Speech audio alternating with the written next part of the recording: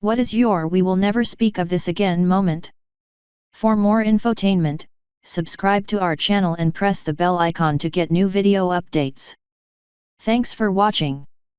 My divorced dad was playing horseshoes in a league with my aunt, mom's sister.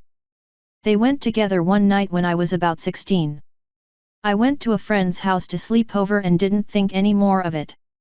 Until I got home the next morning and her car was still in the driveway. Innocent and stupid me went into the house expecting my aunt to maybe be crashed on the couch or something. Then I heard the shower running and thought, weird, maybe she's taking a shower before she leaves. Then I heard my dad's laugh coming from the bathroom with my aunt laughing too. I tiptoed out of the house and went right back to my friend's house completely flabbergasted by what I just walked in on. Edit. Thanks for the gold. I'll be sure to pass the good news on to my dad. I follow a bunch of weird blogs/tags on Tumblr and was scrolling through my feed. I would usually alt/tab in 0.1 seconds if I was fapping or whatever, but since I wasn't looking at any, I didn't bother to hide what I was doing, kept scrolling, then turned round, whilst still scrolling, to see my mum come in my room to put some laundry on a cabinet. Unbeknownst to me, right as she came in the room, on my screen was a huge picture of an erect horse. I have no idea why it was on the blog, since it was not a blog for horse or horse, and I did not intentionally look for horse or horse, but it was right there. In the middle of the screen. If you looked in my direction, there's no way you didn't see horse. I don't know if she was looking since she was only in for a second and we didn't really chat or whatever, but I am assuming my mum saw me looking at horse and thinks I like horse. I don't like horse, but there's never gonna be an opportunity for me to weasel my way out of that situation. I had internal bleeding and really low blood pressure. I was in the hospital and instructed to not try to stand or walk since I'd faint. I didn't obey that. I went to take a piss and my girlfriend saw and chased after me. She caught up just in time to throw herself between me and the floor to prevent me from cracking my head open as I fell back unconscious, out, peeing all over everything on the way down. I awoke with her sandwiched between me and the tile floors, lying in a pool of my piss. And that's actually the moment I realized I should marry that girl. I did.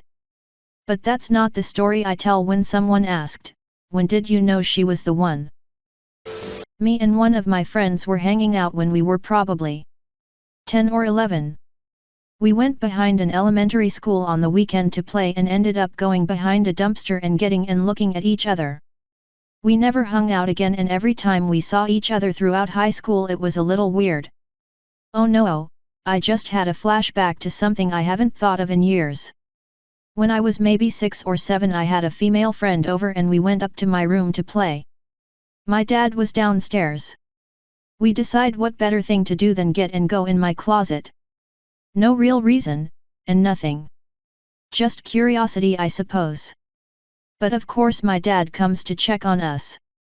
He opened the closet door, saw us, and immediately closed it again and left. Never to be spoken of again. I was about 15. Definitely old enough to know better. I was putting spiders and ice cubes on the super hot wood stove because the Leidenfrost effect was interesting. I thought it would be funny to do it with piss. It was not funny to do it with piss. For the uninitiated, what happens is the piss vaporizes and, depending on the volume of your bladder, produces a thick and clearly visible dark brown cloud. If you can imagine the smog line in LA, it looks like that. That cloud hugs the ceiling and hangs down about a foot. It doesn't really move because it's water vapor and it leaves a film on everything it touches. It smells like, well, like burnt piss, and you can also taste it. The cloud absolutely does not dissipate before your mother gets home from work. I was sort of a naughty kid anyhow, so she thought I had started a fire with something. In order to avoid a worse punishment I had to take responsibility. That was the only time I can remember her looking at me with actual hatred. This is my friend's story. She smoked weed a bit in high school but obviously hid it from her parents. This one time she came downstairs in the morning to find a joint sitting on the kitchen counter. She knew for sure it wasn't hers and that she wouldn't be stupid enough to leave one out like that. Her mother soon after walked downstairs and started cleaning up around the kitchen. When she ran into the joint, she paused, locked eyes for a bit with my friend, said "Oa" and quickly brushed it into her hand and got rid of it. They both pretended it never happened. So the mother smoked? She thinks her mom was covering for her dad. Later on she once found a bong in his closet. She always wanted to smoke with him after that but didn't know how to bring it up. Hence they never talked about it again. When I was a teenager, my best friend was over and we were drinking. I was probably 14 to 15. My mom had just recently found out my stepdad cheated on her and they got into a huge fight that night and he stormed off and left. My friend went out to our loft on the second floor and came running back into my room and said, "Chubby bunny, your mom is trying to kill herself." I drunkenly ran out of my room and saw a curtain tied around the banister of the loft, and my mom roping it around her neck on the floor below while standing on a chair. I ran downstairs, grabbed a knife, held it to my stomach and was screaming/sobbing that if she killed herself, I'd kill myself too. And I meant it too. I was prepared to stab myself in that moment. That was the only thing that made sense as an intoxicated teen at the time, the only way to get my mom to not hurt herself. She got down from the chair, grabbed the knife from me, and we both sobbed together. She then had an inpatient stay for a few days after that. We've not spoken about it since. Edit: I've minimized and blocked this story out of my brain pretty much since it's happened, and now that I'm seeing reactions to it, I realize this is something that shouldn't be minimized and I should probably deal with. My mom and I live states away from each other, and this unfortunately is just a blip within the issues that have compounded since then. She refuses to step foot in an office, not for lack of me trying to get her there, and refuses to acknowledge her mental health is an issue. Because of these reasons, it's not really an option for me to revisit this with her, and would very likely do more harm to her than good. But, I know I should address this in for myself. For those who have had similar experiences, thank you for sharing your stories. You are all incredibly strong, and so brave, and I'm sending all my love to you. My sister and I thought we had a moment like this, but we spoke of it years later and we both had a misunderstanding all along.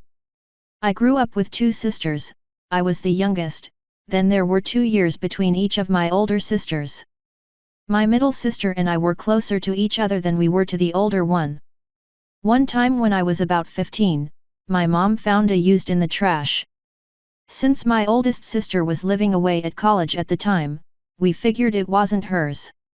So my sister and her boyfriend, who thought she was being a good sibling, thought it was mine and took the blame for it. Don't think she got in much trouble, but she thought she was doing me a favor. It was actually not mine, and I assumed that since she accepted blame for it, then it was her. Nothing more happened. Years later, I was out with my sister and her boyfriend, same one from high school, and she jokingly made a comment trying to get me to do her a favor, like it's the least you could do after I took the blame for that for you that one time. I was so confused and had no idea what she was talking about till she explained the event and we realized the years-long unspoken event. I guess it must have been my sister who'd been home from college in secret for a while. There was no husband for my mom at the time, so no cheating allegations. We had a good laugh for the rest of the night. I still think it's funny that we both interpreted the event in such different ways for so long. Edit: A few people were wondering why my sister would have been home from college in secret. This sister did and still does a lot of shady things, hides stuff from us, etc. So it wouldn't have surprised me at all if she were home for a quickie and told none of us. People also are saying it's likely my sister was cheating on her boyfriend, but if that were the case, I would think she would have just denied it being hers altogether, and also not brought it up again years later in front of that boyfriend.